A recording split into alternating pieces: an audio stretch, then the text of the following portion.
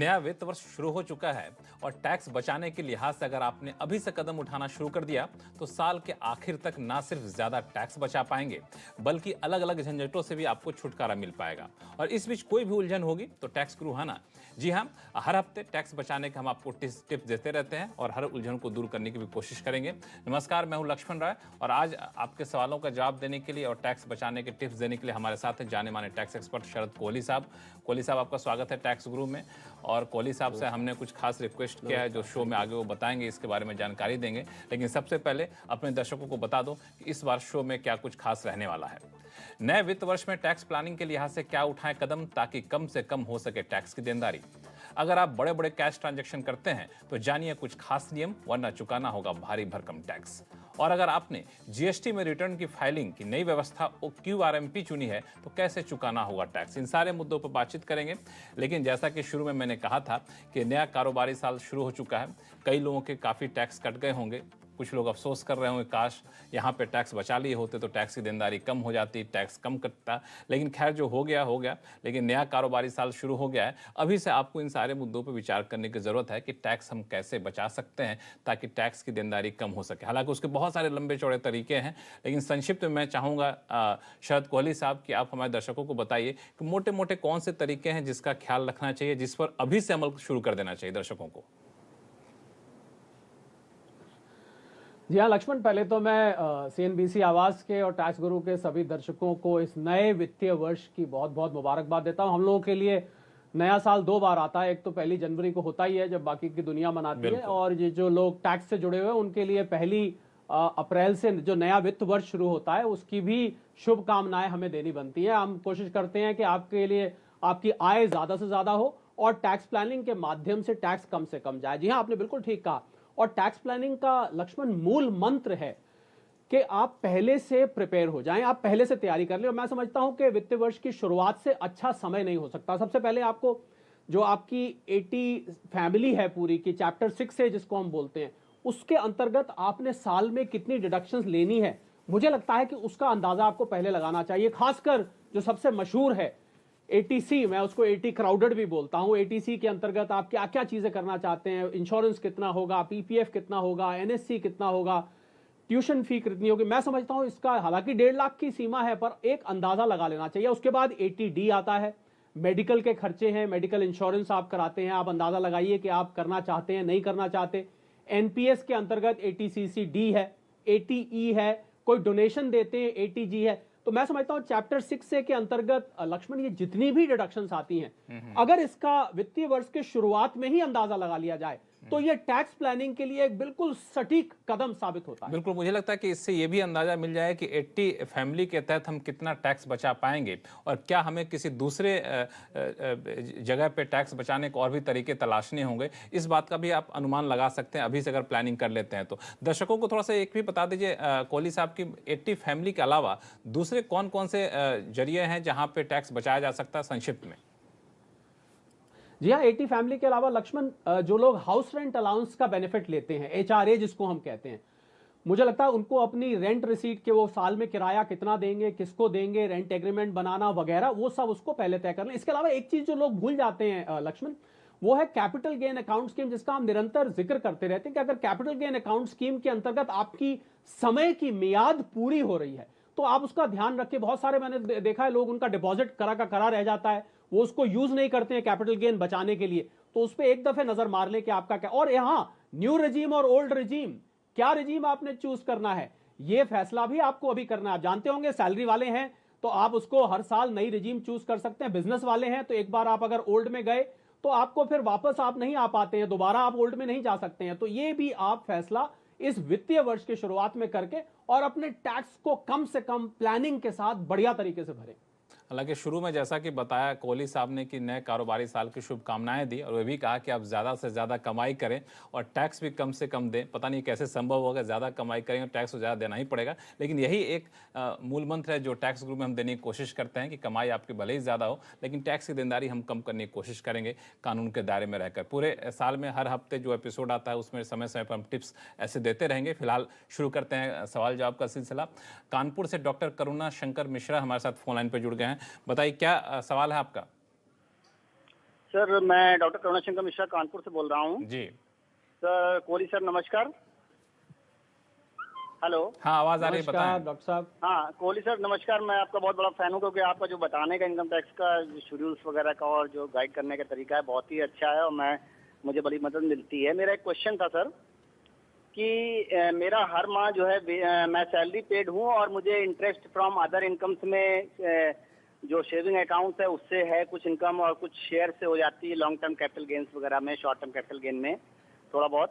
और सर मेरा क्वेश्चन ये था कि जो पिछले साल जो है और उसके पिछले साल भी मुझे सेक्शन 234 सी में ब्याज लग गया था, जबकि मेरा हर महीने जो है डिडक्शन रेगुलर जो है मेरे डीडीओ के द्वारा किया जाता है।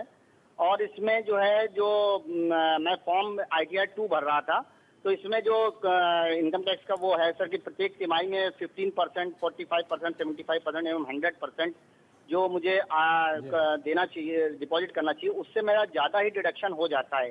लेकिन 26 AS में वो टाइमली शो नहीं होता है, तो उस वजह से मुझे 234 C का जो है मेरे ऊपर ब्याज लगा।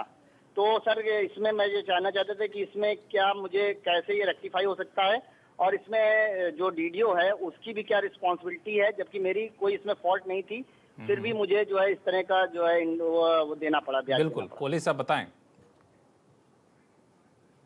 जी हाँ डॉक्टर मिश्रा, ऐसा हो जाता है। पहले 234C होता है, जब आपका जो एडवांस टैक्स जितना जितना जिस तारीख पे निर्धारित है वो नहीं जमा होता तो 234C के अंतर्गत ब्याज लग के आ जाता है। अब आपने कहा आपका डीडीओ समय पे हो सकता है डॉक्टर मिश्रा कि वो समय पे डिपॉजिट ना करा रहे हो।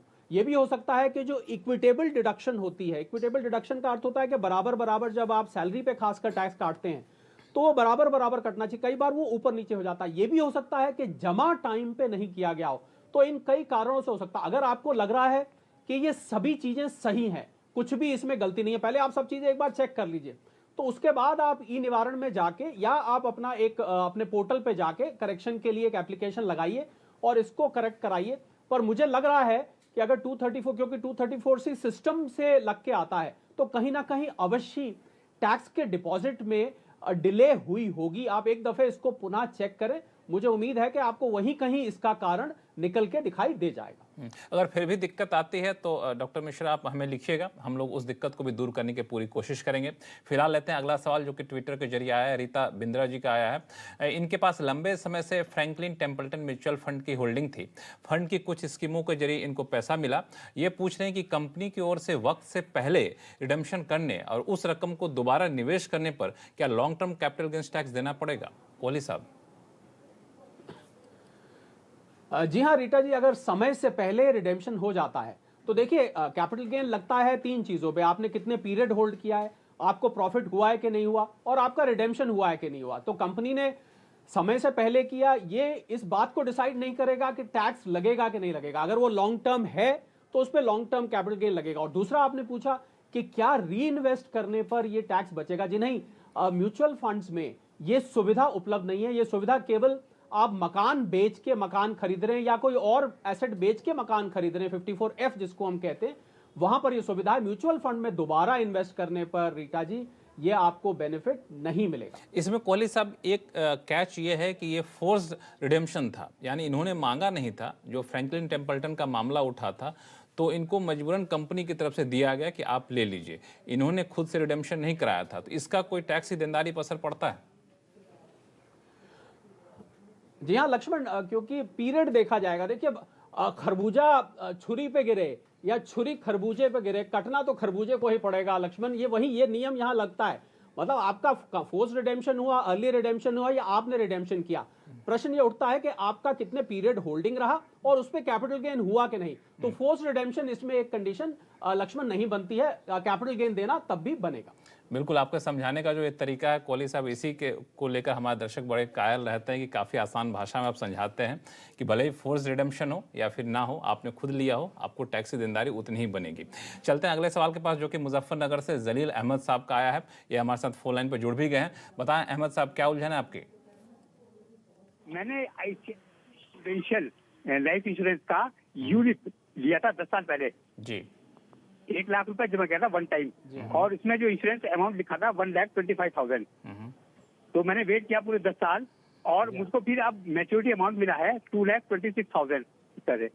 उसमें टीडीएस भी कटा 4,700। ठीक है। तो मैं जो अंडर इंप्रेशन था कि यूलिप का ये अमाउंट टैक्स फ्री होगा, लेकिन जब टीडीएस कटा तो मुझे लगता है कि इस पे शायद टैक्स देना पड़ेगा।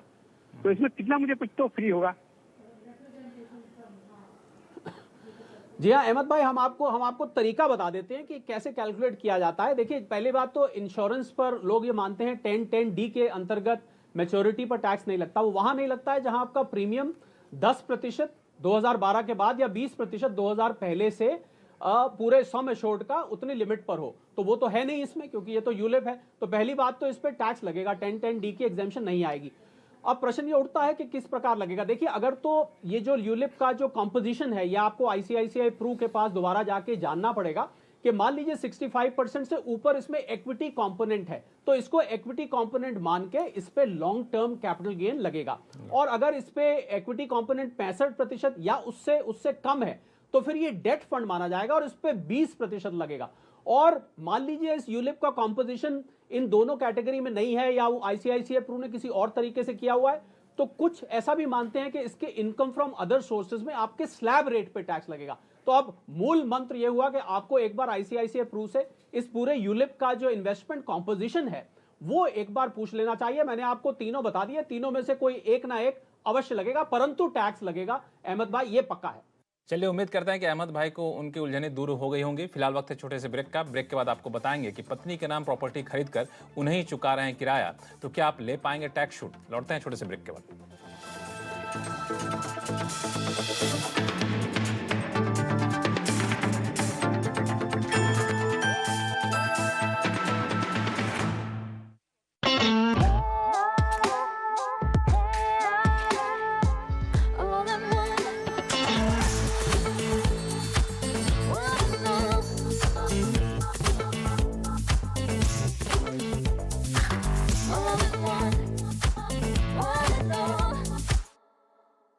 स्वागत है आपका, मैं हूं शैल Bhatnagar.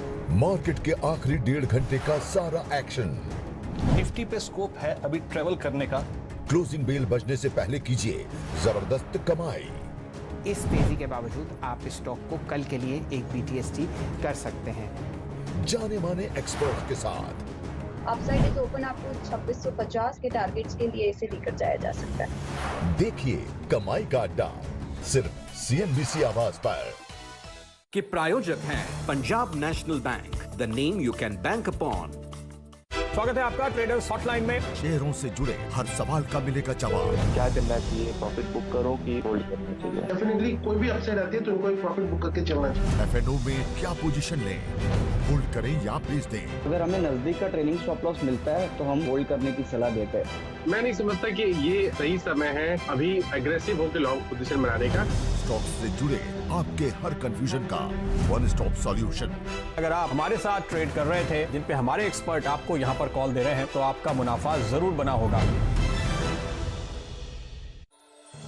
Co-powered by Century Ply, आग से बचाएं। फ्यूचर्स एक्सप्रेस में आपका स्वागत है। एफएनओ मार्केट का हर एक्शन 15,100 के आसपास आपको कॉल राइटर्स काफी मजबूत दिखेंगे। ये निफ्टी के कॉल्स और पुट की स्थिति है।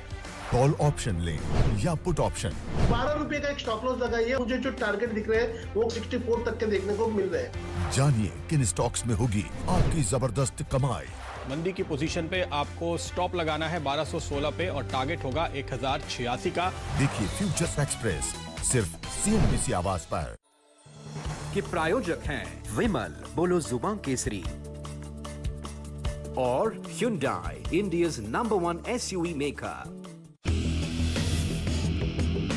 बहुत स्वागत है आपका प्रॉपर्टी गुरु में। प्रॉपर्टी खरीदनी हो या बेचनी, अभी कमर्शियल प्रॉपर्टी में इन्वेस्ट करना सेफ रहेगा। रेडी टू मूव में मूव कर लोगे, वहाँ वेट करो। अगर आपको रेट अट्रैक्ट कर रहा है तो आप इसमें जा सकते हैं। जाने माने रियल एस्टेट एक्सपर्ट से जानिए आपके हर सवाल का जवाब। एक घर खरीदार के लिए पेंडेमिक का जो ये पीरियड चल रहा है, ये शायद अपॉर्चुन पीरियड है। अगर आप सीरियस बायर हैं तो आपको नेगोशिएशन में जो रेट ऑफ इंटरेस्ट या स्टैम्प ड्यूटी का आपको इफेक्ट मिल रहा था वो अभी भी आपको मिल सकता है। रियल एस्टेट सेक्टर से जुड़ी हर प्रॉब्लम का वन स्टॉप सॉल्यूशन देखिए प्रॉपर्टी गुरु सिर्फ CNBC आवाज पर।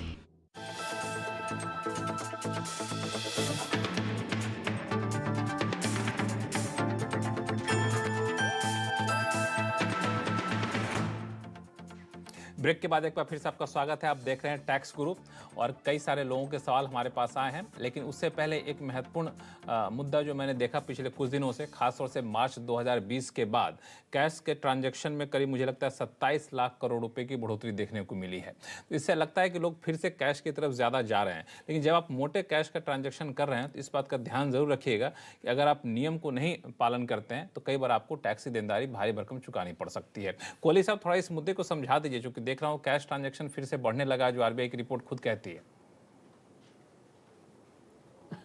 जी हाँ, बिल्कुल लक्ष्मण। और ये कैश के ट्रांजैक्शन जो कि मार्च 2020 में आपने बिल्कुल कहा करीब 24-25 लाख करोड़ के बीच में कैश इन सर्कुलेशन था, वो 1 जनवरी 2021 को 27 लाख क्रॉस कर गया। इसका मतलब कैश का प्रचलन अभी भी बहुत है, जबकि आयकर में कैश के ऊपर बहुत सारे रिस्ट्रिक्शंस है। और गए जमाने जब आप रोकड़ा जेब में लेके चलते थे, मुझे लग रहा है इतने आजकल विकल्प उपलब्ध हैं। जी हाँ, अगर 2000 रुपए से ऊपर आप कहीं डोनेशन करते हैं, मैं लक्ष्मण नीचे से ऊपर चलता हूं, 2000 रुपए की कहीं फालतू आप डोनेशन कैश नहीं कर सकते।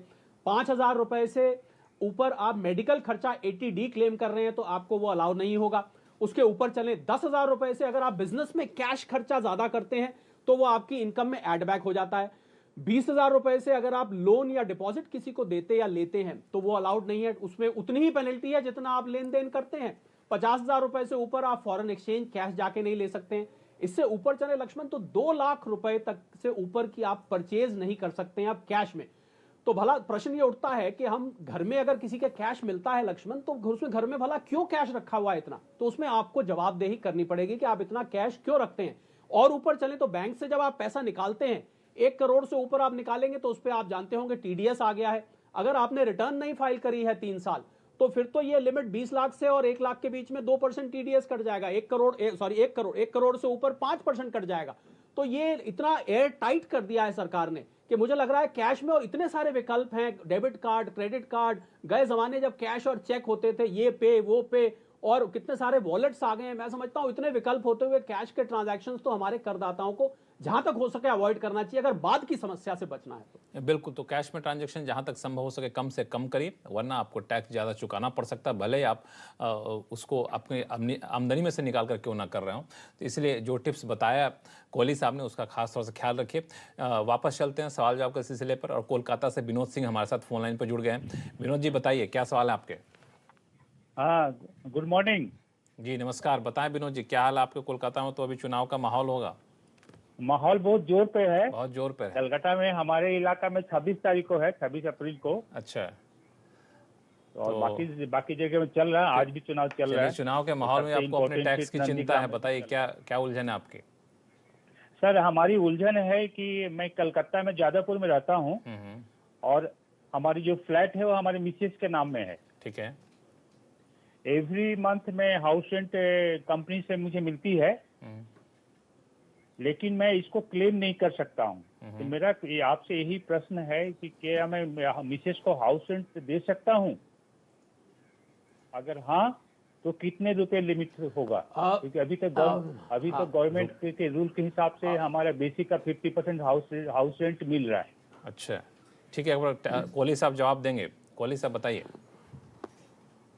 जी हाँ विनोद जी, देखिए पति पत्नी कहा जाता है कि एक ही गाड़ी के 2 पहिए होते हैं, पर आयकर के लिहाज से मैं आपको बता देता हूं, अगर आप जॉइंट मकान में रहते हैं या पत्नी के नाम मकान में रहते हैं, इसमें विनोद जी आप रेंट रसीद ले सकते हैं। उसमें शर्त यह है कि आप बाकायदा रेंट एग्रीमेंट होना चाहिए, आपके अकाउंट से उनके अकाउंट में रेंट ट्रांसफर होना चाहिए। परंतु, अब ये परंतु बहुत ध्यान से सुनने वाला है, कि अगर इस मकान की खरीद में आपका पैसा भी लगा है, मतलब आपकी पत्नी का सेल्फ अर्न, खुद का कमाया हुआ या खुद की सेविंग्स के अलावा आपका पैसा भी लगा हुआ है, मान लीजिए आधा आपका लगा हुआ है आधा उनका, तो जितना आप रेंट देंगे ना विनोद जी, उसका आधा आपकी इनकम में जाके वापस जुड़ जाएगा सेक्शन 64 के अंतर्गत। तो इस बात पे ध्यान रखिए। और अगर आपका नहीं लगा हुआ है या कुछ अंश लगा हुआ है तो उस अंश का आप बेनिफिट ले सकते हैं, पर रेंट एग्रीमेंट होना चाहिए, पेमेंट बाकायदा बैंक से जानी चाहिए और एक रेंट रिसीट जरूर आप अपनी पत्नी से ले लीजिए। पत्नी को कितना अच्छा लगेगा बुरा लगेगा उसमें हम दखल नहीं देते हैं, वो बिल्कुल आपका अंदरूनी मामला है, लेकिन जो इन्होंने तरीका समझाया उसका पालन करेंगे तो हो सकता है कि आप टैक्स बचा भी पाएंगे। और बिल्कुल उन्होंने कहा कि आप रेंट रिसिप्ट आप ले भी सकते हैं और इसका फ़ायदा उठा भी सकते हैं। फिलहाल ये सारे सवाल थे इनकम टैक्स से जुड़े हुए, अब बारी है जीएसटी जुड़े सवाल लेने की।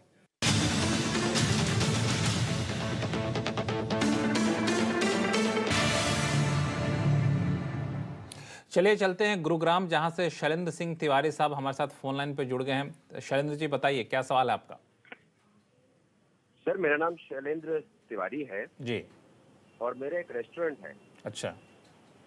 और अभी गवर्नमेंट ने एक स्कीम इंट्रोड्यूस की है QRMP, quarterly return filing and monthly payment. मुझे समझ में ये नहीं आ रहा है कि इसमें अपनी लायबिलिटी को पेमेंट कैसे करूं, लाइक हर मंथ में पेमेंट करूं, फर्स्ट 2 मंथ की लायबिलिटी को पेमेंट कैसे किया जाए, फर्स्ट 2 मंथ एवरी मंथ या लास्ट 3 मंथ कंप्लीट होने के बाद इसको किया जाए, इसके बारे में बता पाएंगे आप? बिल्कुल कोहली साहब, मैं चाहूंगा कि आप थोड़ा सा पहले से इस स्कीम के बारे में बता दीजिए और फिर इनके सवाल का जवाब दीजिए। हाँ बिल्कुल बिल्कुल बिल्कुल बिल्कुल। देखिए QRMP छोटे और मझौले जो बिजनेस वाले हैं उनके लिए सरकार ने इंट्रोड्यूस किया है कि उनको हर महीने रिटर्न ना फाइल करनी पड़े। इसको क्वार्टरली रिटर्न मंथली पेमेंट बोलते हैं, मतलब रिटर्न क्वार्टर में एक बार जाएगी परंतु टैक्स इसका हर महीने जाएगा। वही मेरे ख्याल शैलेंद्र जी पूछना चाह रहे हैं कि अगर रिटर्न क्वार्टरली जाएगी तो टैक्स मंथली कैसे जाएगा। जी हाँ बिल्कुल शैलेंद्र जी, हम आपको बता देते हैं। आप 2 ऑप्शंस आते हैं उसमें मंथली पेमेंट के, एक आपको चूज करना पड़ेगा। एक होता है 35%, वो अपने आप कैलकुलेट करके पिछले क्वार्टर का लगभग 1/3 वो कैलकुलेट करके आपको खुद ही बता देगा, आप उतना टैक्स दे दीजिए। दूसरा ऑप्शन ये होता है कि अगर आप महीने का एग्जैक्ट इनपुट आउटपुट एग्जैक्टली निकाल सकते हैं तो आप एग्जैक्ट पेमेंट भी कर सकते हैं। तो QRMP के स्कीम के अंतर्गत या तो आप 35% वाला ऑप्शन चुन लीजिए, उसमें वो अपने आप 35% पिछले क्वार्टर से दे देगा, या आप उसको स्वयं कैलकुलेट करके एक्चुअल फिगर पहले के 2 महीनों में जमा करा सकते हैं। मुझे उम्मीद है आपको पूरा समझ आया होगा और आप QRMP का पूरा लाभ उठाएंगे। शैलेंद्र जी, आपकी उलझनें दूर हो गई? जी सर, क्लियर हो गया सर, थैंक यू सर।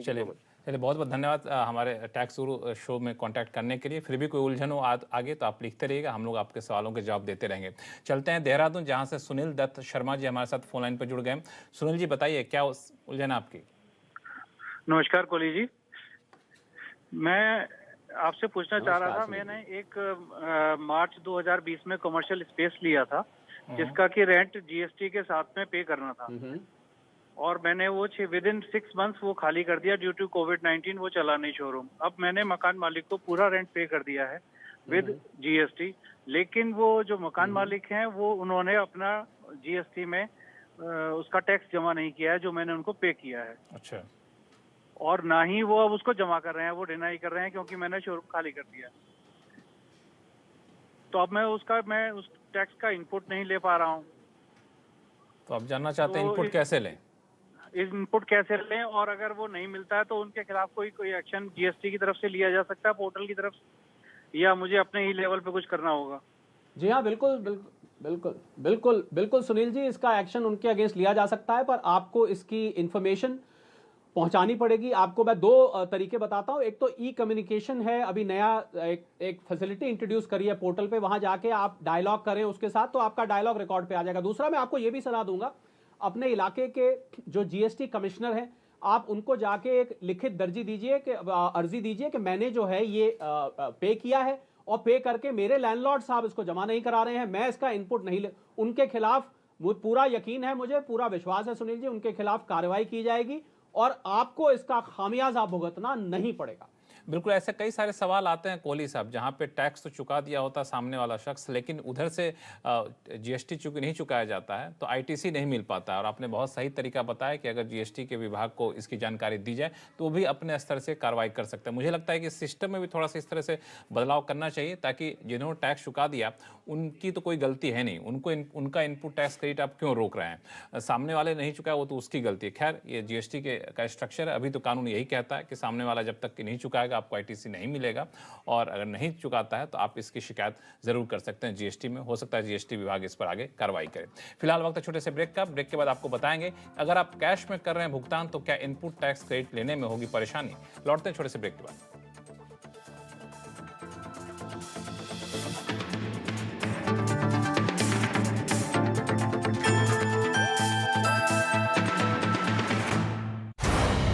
बाजार शुरू होने से पहले कीजिए मुनाफे की तैयारी।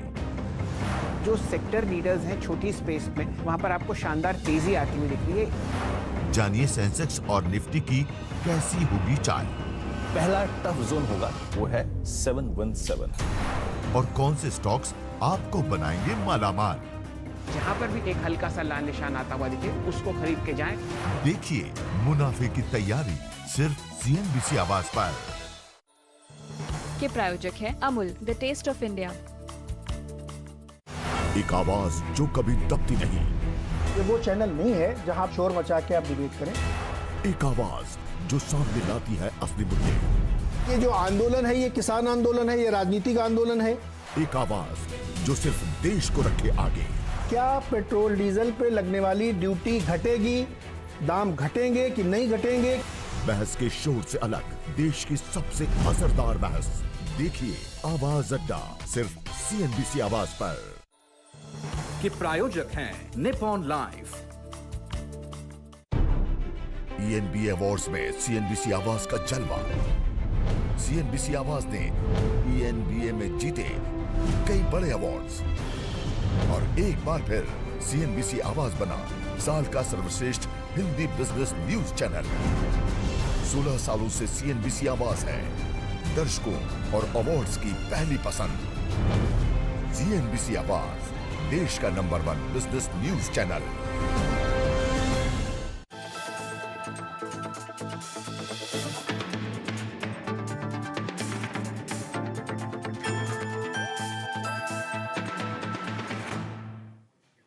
ब्रेक के बाद एक बार फिर से आपका स्वागत है। आप देख रहे हैं टैक्स ग्रुप और दिल्ली चलते हैं जहां से मोनिका हमारे साथ फोन लाइन पर जुड़ गई। मोनिका बताइए क्या सवाल आपके। जी मैं ये पूछना चाहती हूँ कि मैं कॉस्मेटिक प्रोडक्ट में डील करती हूँ, तो जब मैं डील करती हूँ तो मेरे ऑफिस से मेरे बैंकिंग फैसिलिटीज बहुत दूर हैं, तो मुझे बहुत सारे खर्चे कभी कभी अर्जेंटली कैश में करने पड़ते हैं। तो मेरा क्वेश्चन ये था कि अगर मैं कोई खर्चा कैश में करती हूँ तो क्या कोई GST में कोई लिमिट है कि कैश में खर्चा करने से आपको ITC नहीं मिलेगा, इससे ऊपर अगर आप खर्चा कैश में करेंगे तो आपको ITC नहीं मिलेगा, तो क्या GST में ऐसा कोई लिमिट है? जी नहीं मोनिका जी, ऐसा GST में ऐसा कोई लिमिट नहीं है। आयकर में अभी हमने शो के शुरू में जरूर जिक्र किया था कि सेक्शन 40A3 के अंतर्गत 10,000 से ऊपर अगर आप कोई कैश खर्च करते हैं तो वो आपके प्रॉफिट में ऐड बैक कर दिया जाता है।